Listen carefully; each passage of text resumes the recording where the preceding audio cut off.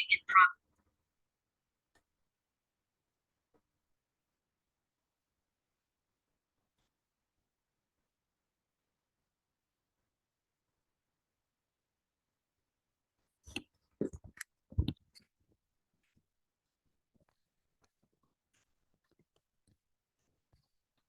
Bismillahirrahmanirrahim. Assalamualaikum warahmatullahi wabarakatuh. Alhamdulillahirabbil alamin.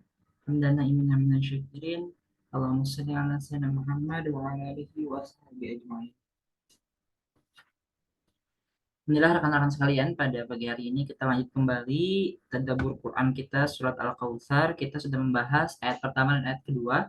Di ayat pertama kita membahas tentang makna syukur yang sesungguhnya, di mana kita mensyukuri nikmat Allah yang begitu banyak, begitu luar biasanya itu dengan mencontoh Nabi. Apa itu?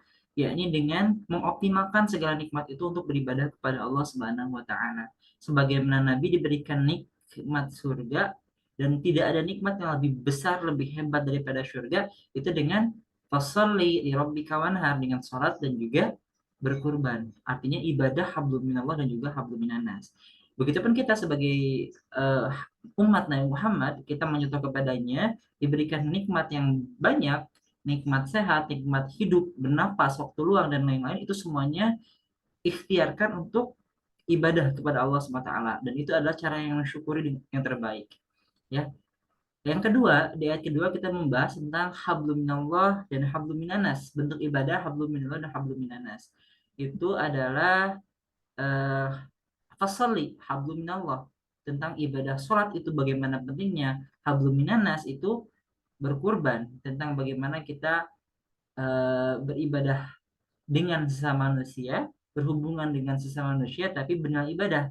Contohnya kurban. Di samping itu, selain kurban, kita juga bersedekah, kita juga berinfak, zakat, wakaf, itu semua adalah ibadah hablum minanas. Ya. Di samping itu banyak lagi hablum minanas yang lain. Ada sistem pemerintahan, sistem politik, sistem pendidikan, sistem ekonomi, semuanya itu hablum minanas, teman-teman semua. Tapi tentu itu pembahasan yang lebih luas lagi ya. Mudah-mudahan kita nanti ada kesempatan untuk membahas itu semua. Di hari ini, pada hari ini kita akan membahas ayat ketiga. Kita coba tadabburi, ambil hikmah dan pelajaran dari ayat ketiga surat Al-Kautsar. Ya, apa itu? Ayat pertama. A'udzu billahi minasyaitonir rajim. Bismillahirrahmanirrahim. Inna a'tainakal kautsar. Ayat kedua, wassalli li rabbika wanhar. Ayat ketiga yang akan kita bahas hari ini itu inna syani'aka huwal abtar. Inna syani'aka huwal abtar. Sesungguhnya orang-orang yang membenci kamu, kamu di sini maksud siapa? Sama kayak pertama, maksudnya Nabi Muhammad. Sesungguhnya orang-orang yang membenci kamu ya Muhammad, dialah orang-orang yang terputus, dialah yang terputus. Siapa yang waktu itu membenci Nabi Muhammad? Yakni orang-orang kafir Quraisy, Abu Jahal, Abu Lahab gitu ya, Abu Sufyan, abu-abu yang lainnya gitu ya. Yang mereka itu membenci Nabi Muhammad karena dakwahnya Nabi Muhammad. Karena Nabi Muhammad membawakan sebuah ajaran yang menentang ajaran yang sudah ada, ajaran nenek moyang mereka, gitu ya, menyembah berhala dan memecah belah orang-orang di Quraisy waktu itu. Makanya Nabi Muhammad itu disebut dengan penyihir, ya, membencinya seperti itu, disebut dengan pendusta dan lain-lain. Padahal sebelum Nabi Muhammad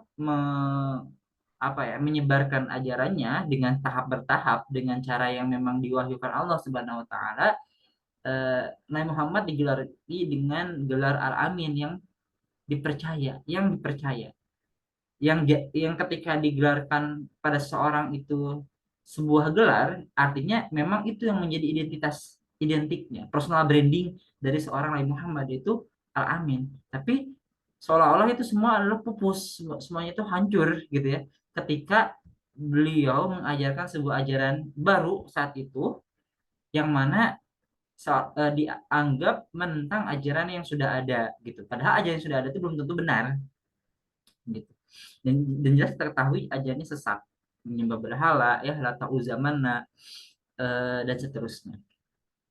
Makanya di sini ayat ketiga disebutkan Sesungguhnya orang-orang yang benci kamu dialah yang terputus. Dan Allah menyebutkan orang-orang yang benci Nabi Muhammad itu dengan orang-orang yang terputus.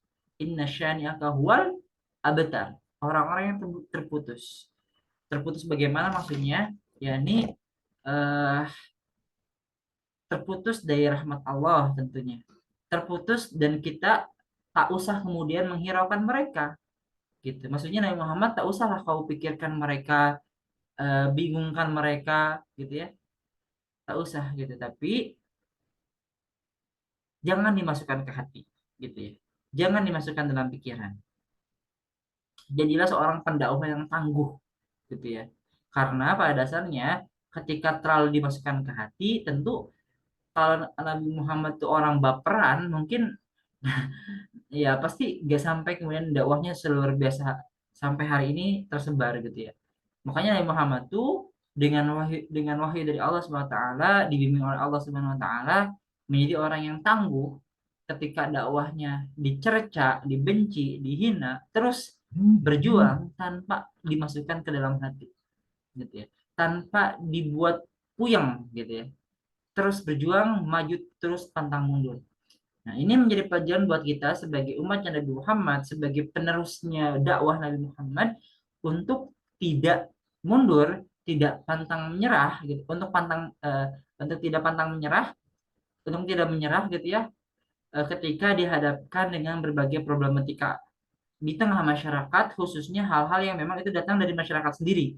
Ketika kebencian datang, ujaran radikal, ujaran hal-hal yang mungkin menghalangi dakwah kita, maka jangan dimasukkan ke hati dan juga jangan dimasukkan ke pikiran yang membuat kita puyeng, mumet dan seterusnya. Gitu. Karena pada dasarnya penilaian manusia itu sangat-sangat random gitu ya. Artinya kita tidak akan bisa memuaskan semua penilaian manusia karena begitu banyak, begitu variatif. Artinya standar yang harus kita lakukan untuk melakukan sesuatu ada standarnya Allah Subhanahu wa taala. Baik buruk benar salahnya itu sesuai dengan syariat Islam gitu ya. Bukan karena penilaian manusia. Karena kalau kita terus hanya memikirkan penilaian manusia maka tidak akan ada ujungnya. Tidak akan ada selesainya. Justru akan semakin tambah puyeng dan mumet gitu ya. Karena yang ini membenci, kita penuhi terus keinginan dia agar dia tidak membenci kita, yang lain membenci kita, dan seterusnya, tidak akan ada ujungnya. Artinya fokus terhadap penilaian Allah dan eh, jangan dihiraukan apa yang mereka katakan. Selama itu tidak membangun apa yang mereka katakan, hiraukan saja. Tapi ketika apa yang disampaikan mereka itu membangun, kemudian menasehati, kemudian menambah kebaikan kepada kita, ketika kita meresponnya maka silahkan respon dengan bijaksana ya, karena bisa jadi nasihat itu datang dari orang yang mungkin kita anggap membenci kita, yang kita anggap mungkin orang biasa saja gitu ya. Bahkan dari anak kecil, bahkan dari hewan, dari tumbuhan, dari benda-benda mati itu bisa jadi wasilah nasihat kepada kita semua. Makanya bukan berarti kita itu benar-benar menghiraukan mereka dalam arti tidak mengambil kebaikan dari apa yang mereka katakan. Tapi kalau sudah jelas membenci, padahal kita itu menyampaikan kebaikan, tapi mereka membenci secara subjektif, membenci eh, dalam rangka memusuhi agama Allah, maka hiraukan saja. Gitu ya. Dan itu dicontohkan oleh baginda Muhammad SAW.